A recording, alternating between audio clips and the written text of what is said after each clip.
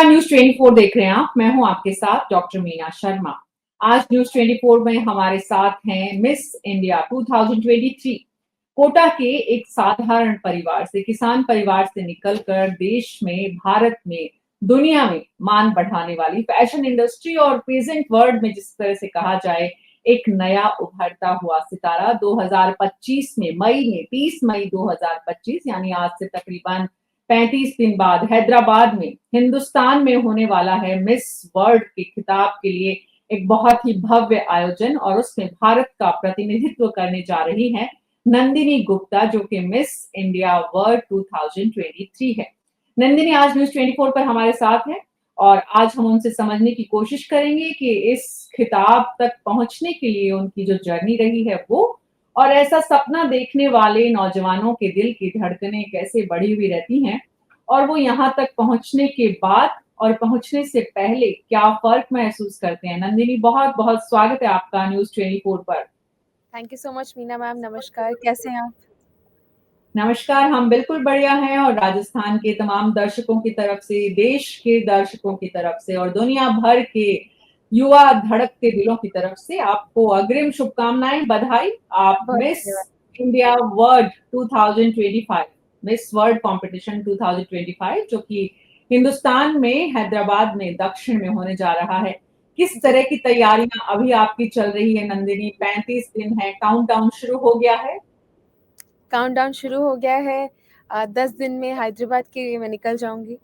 अ, बहुत धड़कनें तो नहीं बढ़ रही हैं अभी क्योंकि अभी प्रिपरेशन का टाइम है तो प्रेशर नहीं ले रही हूँ, वरना कुछ भी करा हुआ समय बिगड़ जाएगा। मुझे लगता है प्रेशर कंपटीशन के टाइम पे, फेस्टिवल के टाइम पे आएगा और 120 देश आ रहे हैं तो अभी ऐसा लग रहा है कि कैसे मेरे घर के अंदर मैं 120 देशों को 120 मेहमानों को कैसे उनका सत्कार करूँगी, उनका स्वागत करूँगी और उन्हें कैसे सम्मान से रख पाऊँगी। तो अभी तैयारी थोड़ी उसकी जारी है। तो देखते हैं 6 और 7 मई को जब बाकी सारे कंट्रीज़ इंडिया आ जाएँगे, तो कैसे मैं एक अच्छे होस्ट डेलीगेट का किरदार निभा पाऊँ। नंदिनी, जितनी खूबसूरत आप हैं, उतनी ही खूबसूरत आपकी सोच भी है। जैसा आपने कहा कि अभी कोई स्ट्रेस नहीं है। हमारे जी। देश के नौजवानों को ये सुनने और समझने की ज़रूरत है, जानने की ज़रूरत है कि किसी भी हम कॉम्पिटिशन की तैयारी करें, चाहे वो किसी भी लेवल का हो, हमें उसमें स्ट्रेस नहीं लेना है। आपने कहा कि आप इस बात की तैयारी भी कर रही हैं कि कैसे आप 120 देशों से भारत के अलावा 119 देशों से जो लोग आने वाले हैं और आपकी जैसी खूबसूरत हर देश का प्रतिनिधित्व करने वाली जो युवतियां आने वाली हैं, उनको कैसे वेलकम करेंगी? तो सवाल ये है नंदिनी गुप्ता कि आप अपने आप को जब वहाँ पर देखती हैं, हैदराबाद में जाने की तैयारियों में, तनाव मुक्त आप अपने आप को कैसे रख पा रही हैं? क्योंकि आसान नहीं होता है, बहुत ज़बरदस्त प्रेशर है कि आपको देश का प्रतिनिधित्व करना है, भारत का प्रतिनिधित्व करना है और दुनिया भर से आपको बहुत ज़बरदस्त कॉम्पिटिशन भी मिलने वाला है। तो ये हुँ। एक बहुत खूबसूरत मैनेजमेंट कहाँ से आता है? आपको कहाँ से आया है कि आप बिना स्ट्रेस के तैयारियों में जुटी हुई हैं? मैम मैंने मैनेजमेंट की पढ़ाई करी है, तो मैनेजमेंट की स्किल्स तो मैंने कॉलेज में ही सीख ली थी और अब समय है उन मैनेजमेंट स्किल्स को प्रैक्टिकैलिटी में लाने का। और जहाँ तक की बात है कि कैसे चिंता मुक्त रह पा रही हूँ, तो मुझे ये पता है कि अगर मैं चिंता में काम करूँगी तो शायद जो मैं सीख पा रही होंगी, वो मैं उसको व्यर्थ कर दूँगी, उसका कुछ मतलब नहीं होगा। तो बेटर है कि अगर हम बिना सोचे, बिना समझे अगर मैं आज सोचूँ कि क्या मैं मिस वर्ल्ड जीत पाऊँगी और मैं उसी सोच में अपने आप को चिंता में रख के, परेशानी रख के अगर मैं उसकी प्रिपरेशन करूँगी तो शायद मैं उसके अंदर 100% ना दे पाऊँ।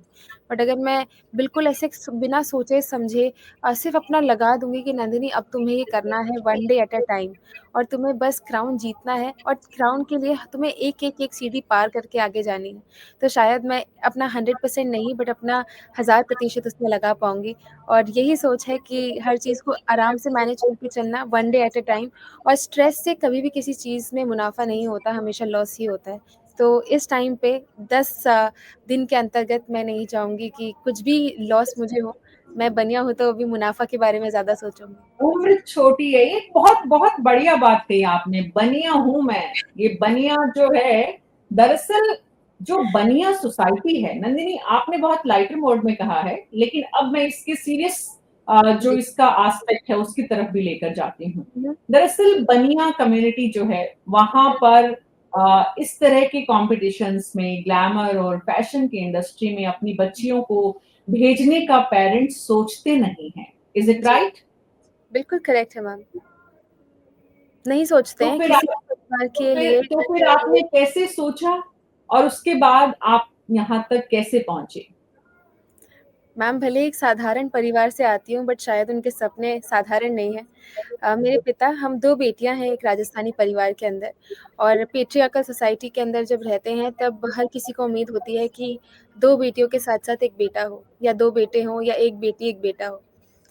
बेटियों को हमारी सोसाइटी में लायबिलिटी की तरह देखा जाता है, एसेट नहीं। तो जब मैं किसान परिवार से आती हूँ। मेरे पिता ने बचपन से ही ये कोशिश रखी है कि तुम्हें तुम लड़कों से कम नहीं हो, तुम रुक नहीं सकती, मैं तुम्हारी कंपैरिज़न ही नहीं करना चाहता। और मुझे इसलिए पापा को गाड़ी चलाना नहीं आता बट उन्होंने इस चीज़ को ध्यान रखा कि मुझे ट्रैक्टर चलाना आता हो, मुझे कंबाइन हार्वेस्टर चलाना आता हो और मैं कभी इन चीज़ों से कतराऊँ नहीं। तो जब मेरे पिता ने नहीं सोचा कि मैं क्या कर सकती हूँ और क्या नहीं बट उन्होंने मुझे सिर्फ़ उस तरफ दिशा दिखाई कि तुम्हें बस ये करना है। तो मुझे कभी लगा नहीं कि मैं क्या कर सकती हूँ और क्या नहीं। और दूसरी चीज़ इस पेजेंट्री में आने का सपना 10 साल की थी जब ऐश्वर्या राय बच्चन को टीवी पे देखा।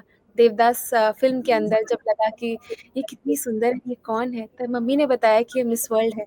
फिर लगा कि मिस वर्ल्ड ये क्या होता है? तब उन्होंने बताया कि आप पहले मिस इंडिया बनते हो, फिर आप मिस वर्ल्ड जाते हो और आप भारत का प्रतिनिधित्व करते हो। तो मुझे लगा मुझे भी ये करना है। बट जब मैं मिस इंडिया बनी, जब ये सपना साकार हुआ, मैं आधे रास्ते आई अपने अपने अपने सपने के टुवर्ड्स, तब मुझे मेरी मम्मी ने बताया जब वो 21 साल की थी, जब वो मेरी उम्र की थी, तब उन्हें मिस मध्य प्रदेश का खिताब हासिल हुआ था। और जो आधे रास्ते सपना पूरा हो गया था बट मैंने बोला आपने मुझे कभी बताया क्यों नहीं? तो उन्होंने बोला शायद मैं नहीं अपने अधूरे सपने तुम्हारे ऊपर नहीं डालना चाहती थी, कि कहीं तुम अपने सपनों की पहचान ना खो दो, अपनी पहचान ना खो दो, मुझे मेरी पहचान दिलाते-दिलाते। बट जो कि अब तुमने मुझे मेरी पहचान भी दिला दी है, तुम्हारा सपना सिर्फ मिस इंडिया तक का नहीं मेरा था, तुम्हारा मिस वर्ल्ड तक का सपना है तो अब उसके लिए लग जाओ। तो मम्मी मिस मध्य प्रदेश बनी, बेटी मिस इंडिया बनी, अब मिस वर्ल्ड बनने की तरफ जा रही हैं। कितनी मेहनत है इसके पीछे और किस-किस तरह की मेहनत है जो भी नौजवान इस तरफ आना चाहते हैं, खास करके लड़कियाँ इस तरफ आना चाहती हैं, तो वो क्या तैयारी करें? आप अपनी तैयारी के संदर्भ में बताइए। सबसे पहली तैयारी ये होती है कि आप आपके थॉट प्रोसेस को बदलिए। आप जीवन को किस तरफ से देखते हैं, आप उसकी अच्छाई, उसकी नेगेटिविटी, उसकी पॉज़िटिविटी आप किस तरीके से अपने जीवन में उतारते हैं, वो बहुत मैटर करता है। आप अपने घर से दूर आते हैं, आप उस प्रेशर को कैसे झेलते हैं, मैं सपनों की नगरी में रह रही हूँ, अपने सपनों के लिए जगह बना रही हूँ, अपनी फैमिली से दूर रह रही हूँ। बहुत कभी-कभी मुश्किल लगता है कि शायद कर पाऊँगी और कैसे करूँगी, क्या मैं कर सकती हूँ? बट बहुत कहूँगी कि दिल को ठोस रखना पड़ता है। इंग्लिश में कहें तो हेडस्ट्रॉन्ग रहना पड़ता है कि मैं कुछ भी करूँगी अपने जीवन में तो कहीं न कहीं अपनी जगह बना लूँगी। और जो कि बात है पूरे ट्रांसफ़ॉर्मेशन की तो आपको जिस तरीके से आप सोचते हो, जिस तरीके से आप बोलते हो, आपकी रैंप वॉक क्लासेस, आपका थॉट प्रोसेस क्या है, आपका कैरेक्टर ट्रांसफ़ॉर्मेशन आपको करना पड़ता है। और ये चीज़ें हैं जो मुझे यहाँ तक लेके आई। मैं भाषाओं से डरती थी कि मुझे इंग्लिश नहीं आती। पहली बोली मेरी हिंदी, दूसरा हाड़ौती जो कोटा क्षेत्र में बोली जाती है और तीसरा इंग्लिश थी। कॉन्वेंट स्कूल में पली-बढ़ी तो मगर फिर भी मुझे इंग्लिश बोलना इतनी डे टू डे लाइफ में नहीं आता था। बट आज जब मैं बॉम्बे आई तब लगा कि यहाँ तो हर कोई इंग्लिश में बात करता है। मैं तब डरी कि मैं कैसे करूँगी इसको? बट मुझे लगता है जो जिस चीज़ से हम सबसे ज़्यादा डरते हैं वही हमारे लिए सबसे ज़्यादा फ़ायदेमंद होती है। आज मैं बहुत सारी भाषाओं में टीवी एड्स करती हूँ और चाहती हूँ कि आगे साउथ इंडस्ट्री में भी काम कर पाऊँ बॉलीवुड के साथ-साथ। जी, तो साउथ इंडस्ट्री में काम करने का ख़्याल कैसे आया? मतलब बॉलीवुड का तो समझ में आता है, लेकिन साउथ का क्यों? मैम आप देखेंगे आज तो साउथ की जो एक्ट्रेसेस हैं बॉलीवुड में आज वो काम कर रही हैं। तो और साउथ के अंदर अगर आप देखा जाए तो मूवीज़ कहते हैं लार्जर देन लाइफ बनाई जाती है। तो अगर उन लार्जर देन लाइफ मूवीज़ के का पार्ट बनने का अगर मुझे मौका मिलेगा, तो बहुत मैं कहूँगी मेरी खुशनसीबियत होगी अगर मैं उधर से अपना करियर स्टार्ट कर पाऊँ। जी, नंदिनी, एक तो पक्ष हुआ कि आप जिस कम्युनिटी से आती हैं, वहाँ पर आपके लिए मुश्किलें थी, लेकिन आपके फादर ने उस पूरे की पूरी मुश्किल को जो है, वो आपके आगे नहीं आने दिया। जी, आपकी मदर, फादर दोनों बधाई के पात्र हैं। जी, लेकिन यहाँ तक जब आप पहुँचती हैं, तो यहाँ पर सिर्फ पेरेंट्स का सपोर्ट काफ़ी नहीं है। जी, यहाँ तक पहुँचने के लिए आपको बहुत बड़े स्तर पर तैयारियाँ करनी पड़ती हैं। जी, आपने 10 साल की उम्र में ऐश्वर्या राय को देखा, आपने सोचा कि आप भी यहाँ तक पहुँचे। आपने जी। तैयारी कब शुरू की? जब मैं 11वीं में थी, तब ऐसे ही डाइनिंग रूम में बैठे थे, तब मैंने पापा से कहा कि पापा 12th के बाद में मैं मुंबई जाऊँगी पढ़ने के लिए और पेजेंट्री की तैयारी वहाँ पे करूँगी। उन्होंने बोला 90% से कम नंबर आए तो मैं नहीं भेजूँगा। तो तब लगा कि अभी इधर डिबेट करना कुछ फ़ायदेमंद नहीं रहेगी। बट 12th के अंदर मैंने पूरा परिश्रम करा और 12वीं में मुझे 90% से ज़्यादा नंबर आए और मैं पहली मेरिट लिस्ट में अपने कॉलेज के अंदर मैंने एडमिशन लिया और वहीं से ही फिर 2022 के अंदर मैंने पेजेंट्री की ट्रेनिंग चालू करी और 2023 में खिताब हासिल करा मिस इंडिया का और आज 2025 में भारत को रिप्रेज़ेंट करने जा रही हूँ। जी, 2023 में जब आपको खिताब मिला और जी, उससे पहले की आपकी तैयारियाँ, जी, पिछले डेढ़ साल तकरीबन जो आपके एक्सपीरियंस है आफ्टर खिताब, वो किस जी। तरह की एक्सपीरियंस है? उससे पहले एकदम अलग दुनिया होती है और खिताब मिलने के बाद, मिस इंडिया बनने के बाद, दुनिया हुँ, हुँ। पूरी बदल जाती है? मैम, मैं कहूँगी जैसे ही मिस इंडिया के पहनावे में आती हूँ, क्राउन और साश लगाती हूँ, तब मैं मेरी दुनिया को बदलने देती हूँ। वरना उसके अलावा मेरी दुनिया वैसी ही है जैसे नंदिनी की दुनिया पहले थी। आज भी नहीं बदली हूँ शायद मुझे लोग कहते हैं, मैं तो नहीं कहूँगी। मैं कहूँगी मैं बहुत एस्पेक्ट में चेंज हुई हूँ। जिस तरीके से सोचती हूँ, जिस तरीके से बात करती हूँ, जिस तरीके से जीवन को देखती हूँ, बट लोग कहते हैं कि बदले नहीं हो, तो मैं उस चीज़ को एप्रिसिएशन देती हूँ, एक कॉम्प्लीमेंट की तरह लेती हूँ। बट कोशिश यही रहती है कि मेरे आस-पास की चीज़ों को वैसे ही रखूँ। मेरी फाउंडेशन स्पॉटलाइट्स की नहीं उस उस उस मिट्टी की है जहाँ पे मैं पली-बड़ी हूँ, खेतों की है, जहाँ पे सिर्फ़ खाना नहीं मैं भी प पली-बड़ी और बस यही कोशिश रहती है कि भीड़ में इतनी फ़ास्ट पेस्ड लाइफ़ में खुद को कभी ना भूल जाऊँ। सवाल ये नंदिनी कि एक तो आप खुद नहीं बदले, आप जी, अपने आप को उस ग्राउंड रियलिटी से दूर नहीं कर पा रहे हैं। लेकिन दुनिया जो है वो सिर्फ़ आपको आपके पद और प्रतिष्ठा और उससे देखती है। आपने भी ये जी। महसूस किया होगा? बिल्कुल, बट मेरे जो परिवार वाले हैं, मेरे दोस्त हैं, वो मुझे आज भी कहते हैं कि तुम हमारे लिए सबसे पहले नंदिनी हो, एक छोटी बच्ची हो, जो लड़की है जो हमारे साथ लोअर किंडरगार्टन से पढ़ रही है और उसके बाद तुम हमारे लिए मिस इंडिया हो। और बहुत लोग अभी भी सोचते हैं कि इंडस्ट्री के अंदर जाना अच्छा नहीं है, अ, पेजेंट्री के टुवर्ड्स लोगों के अलग-अलग माइंडसेट्स हैं, बट सच कहूँ तो मुझे पेजेंट्री ने जीवन भर के लिए प्रिपेयर कर दिया है। एक लड़की जो स्कूल में माइक उठाना नहीं जानती थी, जो माइक के अंदर बोलना नहीं जानती थी क्योंकि लोग क्या कहेंगे उसके बारे में दिमाग ज़्यादा सोच रहा होता था जाकि जो कि खुद क्या करूँगी और खुद क्या कर सकती हूँ उस पे नहीं। और पेजेंट्री में आई तो उसके बाद से खुद पे विश्वास लगने लगा कि नहीं बहुत सारे लोगों का विश्वास मेरे अंदर है और जब मैं माइक उठाऊँ तब मैं इस कॉन्फिडेंस से बोलूँ, मैं इस कन्विक्शन से बोलूँ कि जिन लोगों के पास आवाज़ नहीं है, मैं उनके लिए भी खड़ी हो पाऊँ। और जो स्पॉटलाइट मुझे मिली है, मैं हमेशा कोशिश करती हूँ कि सिर्फ़ मुझे ही नहीं, बल्कि बहुत सारे जो लोग हैं, मेरा ब्यूटी विद द पर्पस है प्रोजेक्ट एक ना, जो डिफरेंटली एबल्ड लोगों के लिए है। तो मेरी कोशिश रहती है कि वो स्पॉटलाइट मैं उनके साथ शेयर कर पाऊँ, जहाँ वो जहाँ वो सुन नहीं सकते, बोल नहीं सकते, बट उसे महसूस ज़रूर कर सकते हैं।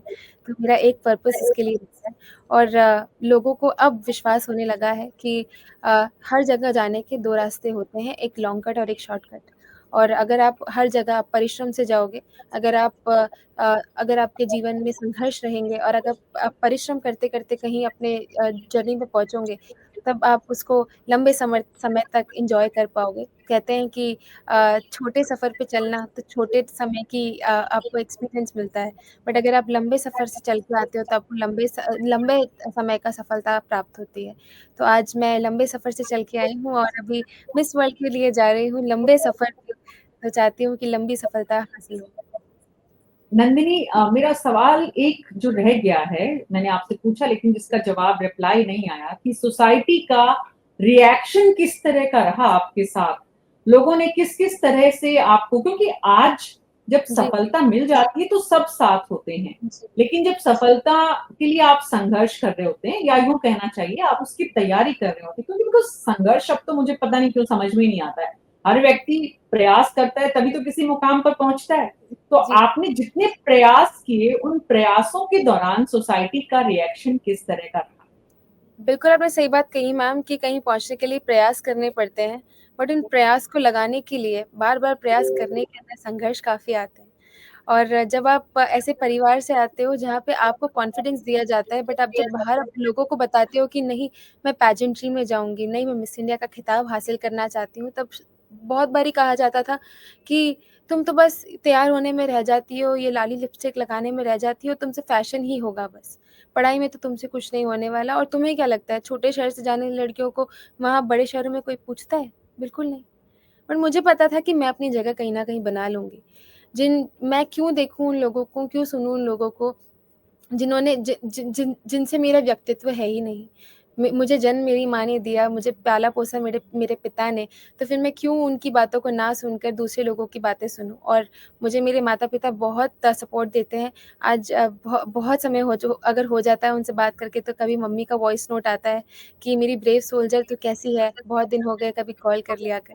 तो ये सपोर्ट का होना बहुत इम्पोर्टेंट होता है और आज जब जीती तो कुछ लोग वही हैं जो कहते हैं कि हमारे साथ फ़ोटो क्लिक करो और कुछ लोग नए हैं जो कहते हैं कि नहीं तुमने पूरा अ, परसेप्शन चेंज कर दिया है लोगों का, पूरा नज़रिया चेंज कर दिया है और आज जब जहाँ पहले बेटियों को लड़कों के काबिल नहीं समझते थे, आज वहीं लड़कियों को इक्वल और उनसे ऊपर का दर्जा दिया जाता है कि जी, बेटियाँ तो आपने आपने नंदिनी, आपने तैयारी पूरी मुंबई जाकर शुरू की।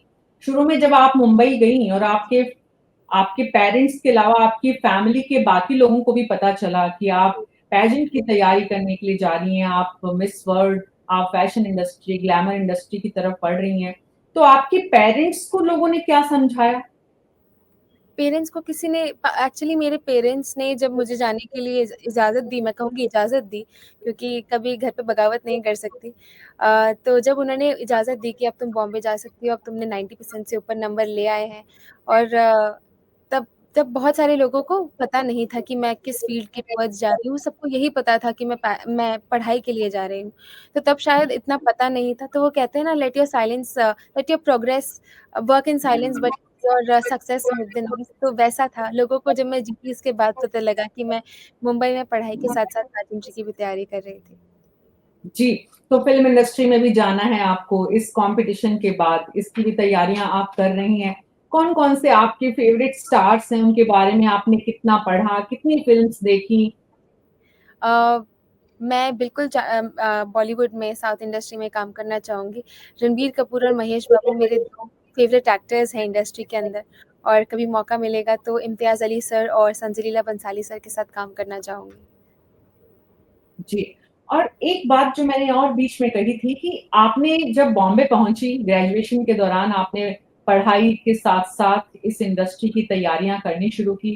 कितना समय आपने दिया और कितना एक्सपेंसिव होता है, क्योंकि जो लोग इस तरफ आना चाहते हैं, उन्हें आइडिया हो, उन्हें मालूम हो कि उन्हें किस तरह से अपना प्लान बनाना है।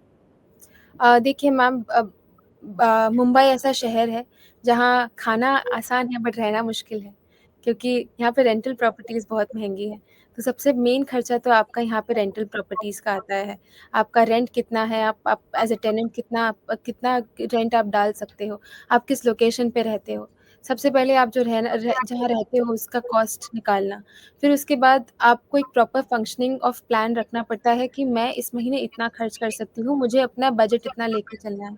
और बचपन से नंबर से खेलती हुई आई हूँ, फाइनेंस ग्रेजुएशन किया है मैंने, तो यही रहता था जब यहाँ आती थी, एक पॉकेट मनी मिलती थी, कि 5000 रुपीज़ मिलते थे, उसके अंदर मुझे मेरा ट्रैवल भी देखना होता था, अगर मुझे कुछ नई चीज़ें खरीदनी है तो वो भी देखना पड़ता था, तब घर पे माँग नहीं सकती थी बार-बार।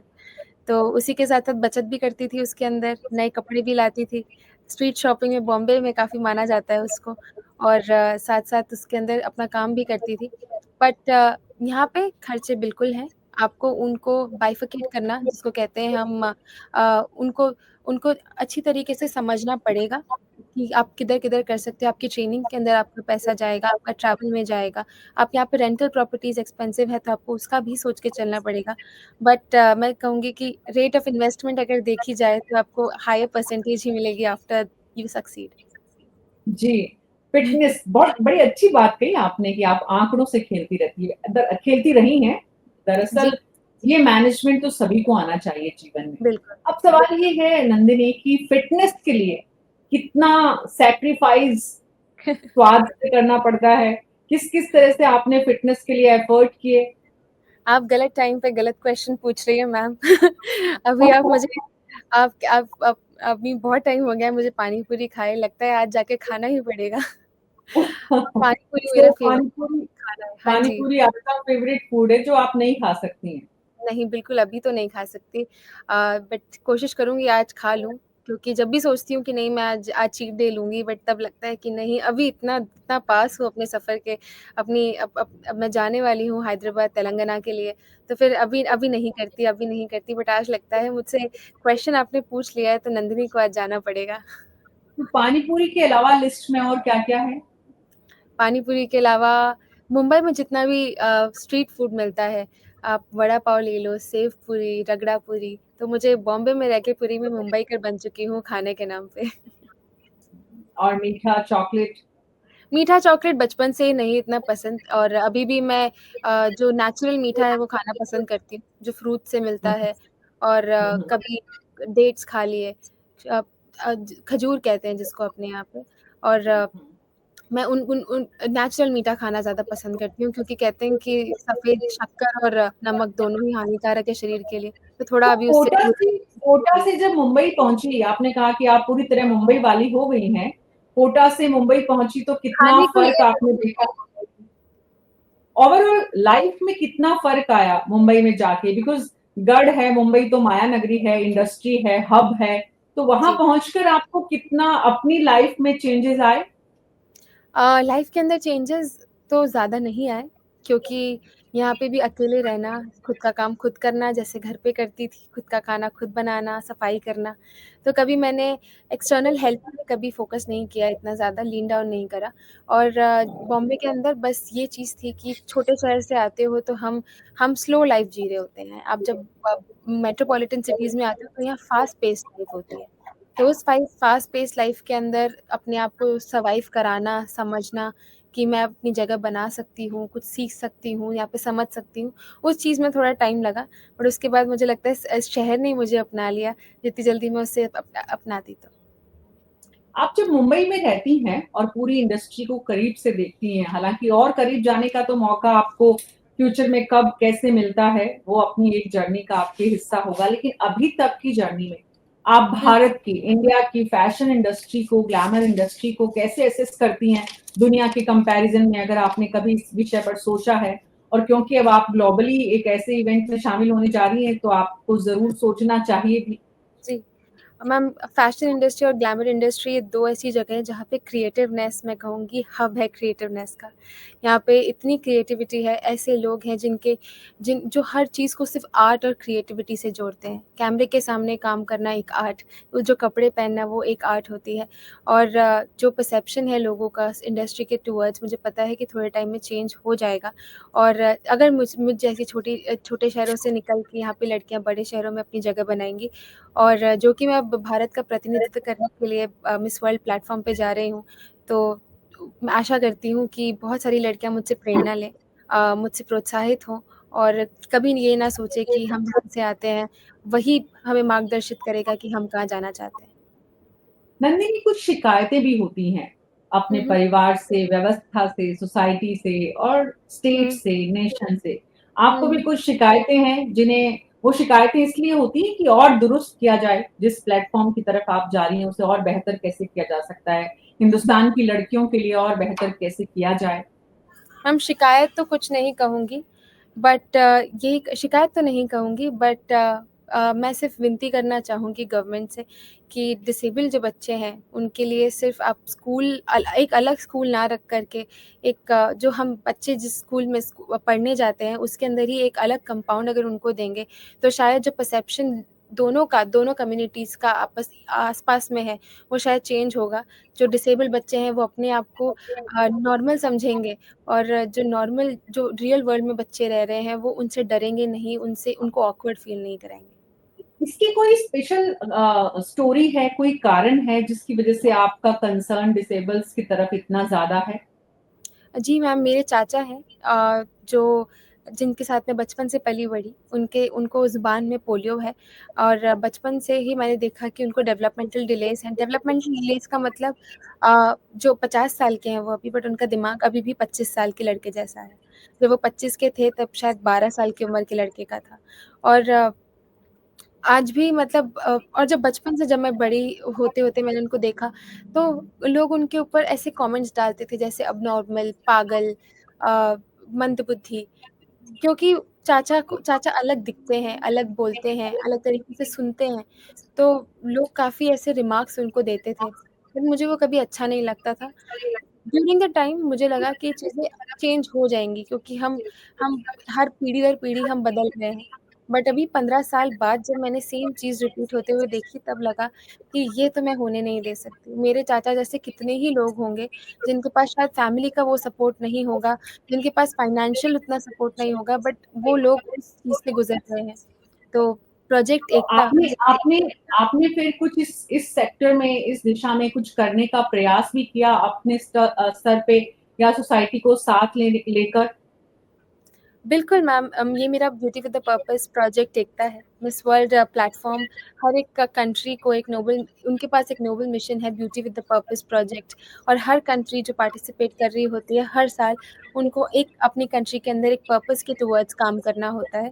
काम करना होता है नहीं, गलत मैंने बोला, वो करने का प्रयास करती है और साथ ही मैंने भी अपने 2 साल के समय में 3000 से ज़्यादा बच्चों से जो डिफरेंट एबल्ड हैं मैं उनसे मिली।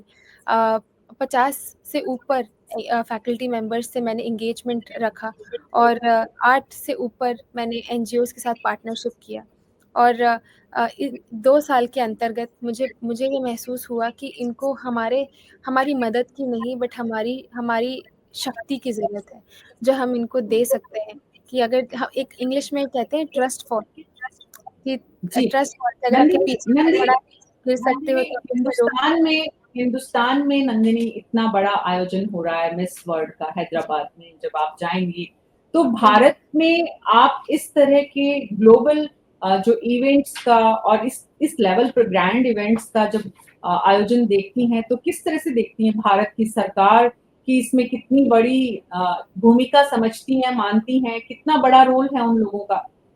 मैम एक दौर था जहाँ पे पेजेंट्री के लिए लोग ओपन नहीं थे। जहाँ जब अगर कोई लड़की कहती थी कि उसे पेजेंट्री में जाना है तो शायद उसके सपनों को मेरी तरह ही ऐसे हवा में उड़ा दिया जाता था। बट आज वही भारत ग्लोबल मैप्स पे अपना तेलंगाना एज़ अ स्टेट हमारा यंगेस्ट स्टेट ऑफ इंडिया अपना खुद का नाम बना रहा है। जहाँ पे अलग-अलग देशों से लोग हमारे इंडिया के बारे में बात कर रहे हैं, तेलंगाना के बारे में बात कर रहे हैं कि मिस वर्ल्ड वहाँ हो रहा है। और सच कहूँ तो इसमें गवर्नमेंट का बहुत बड़ा कंट्रीब्यूशन है। स्टेट गवर्नमेंट का तेलंगाना टूरिज़्म का बहुत बड़ा योगदान है कि उन्होंने एक माइंडसेट चेंज करने का एक एवोल्यूशन रखा और जो सीएम्स हैं वहाँ के, उन सर से भी मैं मिलना चाहूँगी और मैं पर्सनली उनको थैंक यू कहना चाहूँगी कि इस इनिशिएटिव से, इस ओपननेस से हमारा टूरिज़्म बूस्ट होगा, हमारी इकोनॉमी बूस्ट होगी और जैसे हमारे आर्टिज़न्स, वीवर्स और लूमर्स जितने भी जो हमारे कारीगर हैं, उनको एक प्लेटफ़ॉर्म मिलेगा। क्योंकि एक डिज़ाइनर से मेरी बात हुई थी, तो उन्होंने कहा कि हमारे जो कारीगर हैं, जो गढ़वाल साड़ीज़, पोचमपल्ली साड़ी, ये सिर्फ़ इंडिया में तेलंगाना में नहीं, बट भारत के अलग-अलग भाग से आते हैं। तो सोचिए आप उनको छोटे-छोटे गाँव के वीवर्स को, कारीगरों को काम मिलेगा और ये कह के मुझे बहुत खुशी मिलती है कि हर लड़की भारत एक कॉज़ लेके आ रही है, जिसको सपोर्ट करती है और हम भारतीय उन 120 देशों को सपोर्ट कर रहे हैं। नंदिनी, इतना बड़ा टेररिस्ट अटैक हुआ, आपको लगता है कि इसका कोई असर आपके मिस वर्ल्ड कॉम्पिटिशन पर जो इवेंट होने वाला है उस पर भी हो सकता है? आप सोचती हैं ऐसा?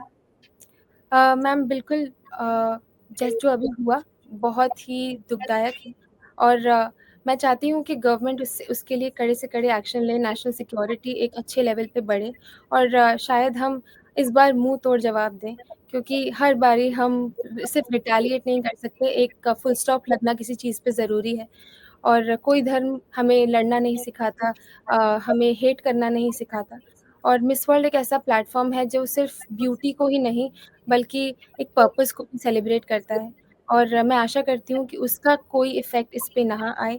जितने भी क्योंकि हर लड़की या उसने किसी को खोया होगा या किसी को प्रोटेक्ट करके अपना एक पर्पस लेके आई है इंडिया और मैं चाहती हूँ कि उस पर्पस से बहुत लोगों के जीवन में एक एक बीकन ऑफ होप, एक होप आए और ताकि बहुत सारे जो लोग हैं, जो अंडर प्रिविलेज्ड लोग हैं, जिन्होंने किसी को खोया है, आज वो किसी चीज़ को मुकम्मल कर पाएँ, हम लड़कियों के थ्रू और मैं आशा करती हूँ कि गवर्नमेंट और लोगों का सपोर्ट गवर्नमेंट और हमारे जुडिशरी सिस्टम के अंदर वापस लौट पाएगा और ये सारी चीज़ें अब शायद हम इंडियंस को अब नहीं सफ़र करनी चाहिए।